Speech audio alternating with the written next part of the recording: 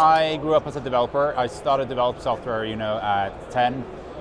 Moved into doing professional development, quite quickly moved into enterprise software, moved into management, working with really large companies, doing transitioning from waterfall into DevOps and all of those kind of things. And the co-founder of mine came along with the Unleash, saying there's a lot of opportunity here, a lot of pull from the market.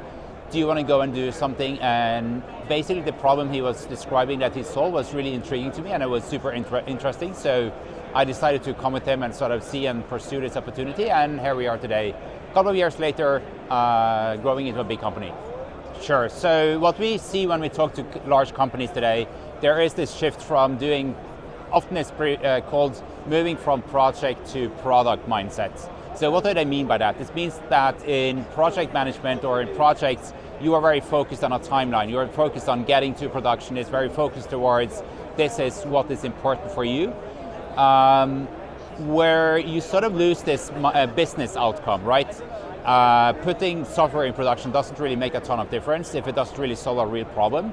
So the product mindset is shifting towards saying, okay, how are we solving a problem for our end users?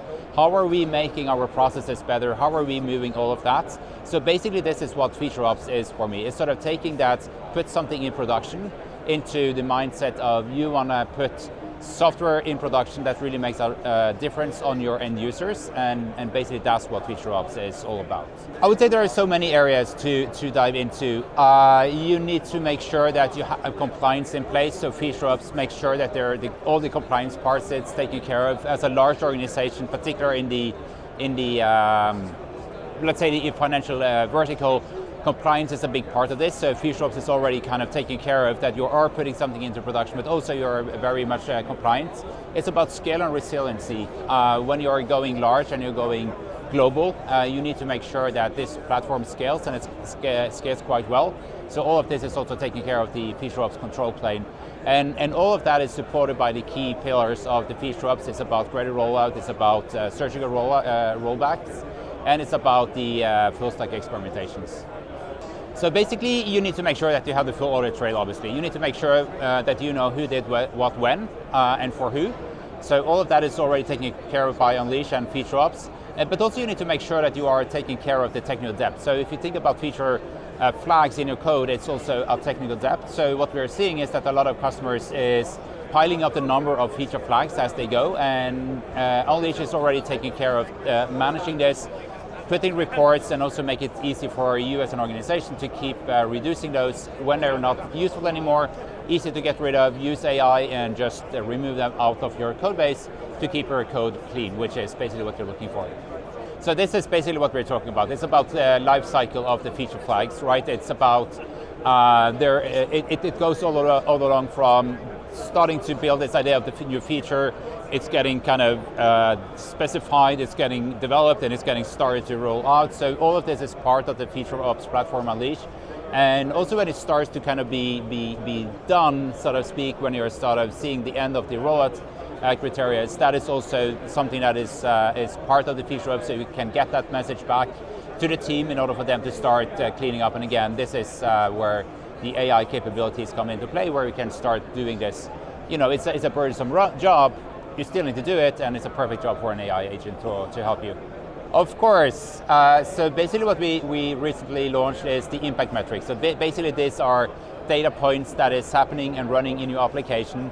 And basically the idea is that when you are rolling out a feature, either it's a gradual rollout, you want to kind of expose it to more users out there, or if there is sort of the safety net that you want to kind of also quickly turn it off and roll back when there is something abnormal happening. This impact metrics come in and allow you to have a rollout. So basically it means that you can have the system monitoring the performance of what is happening, if that is engineering metric as a CPO load, or if you want to integrate to another tooling for more kind of conversion rates or other kind of whatever kind of KPI that is, or metric that is important to you. All of this is going to be tied back to our APIs, and basically that allows you to do an autonomous rollout. The system helps you to make smarter and quicker decisions on your behalf. I would say that AI is accelerating what we're seeing in the market. So basically everybody's thinking about AI, everybody's looking at where does that fit into my picture. So AI is basically accelerating stuff, right? It's allow you to create more code quicker, but you also see that the number of incidents is moving up. So basically the FeatureOps is basically your guardrail for your AI development, meaning whenever you are putting something, new AI capabilities or software built by AI agents, put it behind a feature flag, make sure that when you are in the production, that also allows you to have a very quick kill switch, allows you to sort of protect your release. As an engineering leader, as a business leader, you don't really care about who wrote the code. If it was an AI agent or if it was a human being, you care about the blast radius. If there is going to be a big impact on your business, that is a big problem. So you need to make sure you have the guardrails in place in order to take away that risk and control that environment.